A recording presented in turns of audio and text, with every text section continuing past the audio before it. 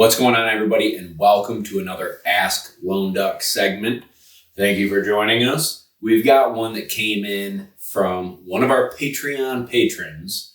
You can check it out at patreon.com/Lone Duck Outfitters to join. But this was a very interesting question, and one I had to bring out my inner scientist for. Blue-green algae. How to recognize it.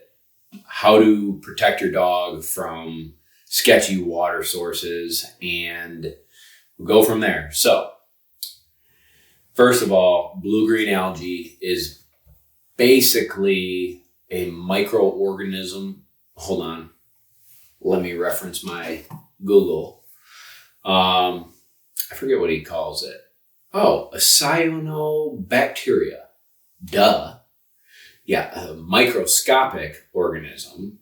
I didn't do very well in 9th grade science. All right, and basically it's in lakes, streams, puddles. Generally more stagnant water, so I'm surprised they said streams, but we find it in New York in the summertime.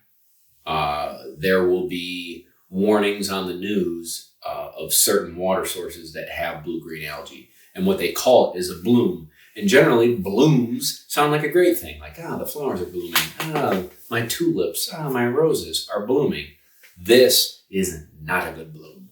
This is where the water is warm enough, stagnant enough, and these microorganisms are feasting and growing and blooming, and they cover the top of the water. So basically, to identify this, you're going to look at different colors. One would be blue-green.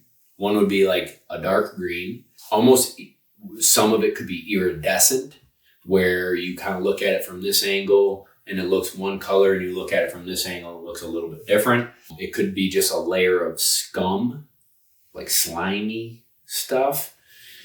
Generally speaking, those are the things I want to look out for, and definitely, we don't go in it. It can create, if you accidentally ingest some yourself, eye problems, skin problems, throat, and whatnot. And then for our dogs, it can be deadly. So keep your dogs out of it. You should probably stay out of it too. Not good. If you think your dog has come in contact or drank blue-green algae, 100% do not send me a message on Instagram, call your vet. This could be something where timing is of the essence. There's other issues with stagnant water that's not blue-green algae. So maybe it's different times of the year, or it just looks like a puddle.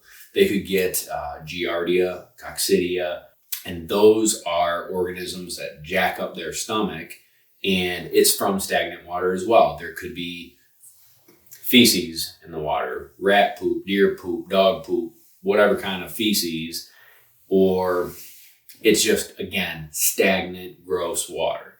So if you've had a fresh rain and your dog's drinking from a puddle, I generally don't mind it, and I don't hound on them. A nasty, slimy, gross, gooey pond, I'm going to keep them out of it. So hopefully that was helpful.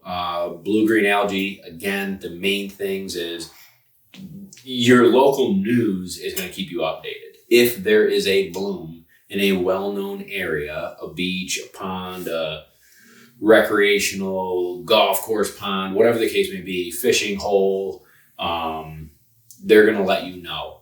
But if they haven't let you know, you can check it out and just look like, that just seems sketchy. Now, I had one person send me a picture of duckweed. I don't know what the real scientific term is, but it's just like little pieces of vegetation on top of the water, and I could understand how they thought it was blue-green algae, but it was just duckweed.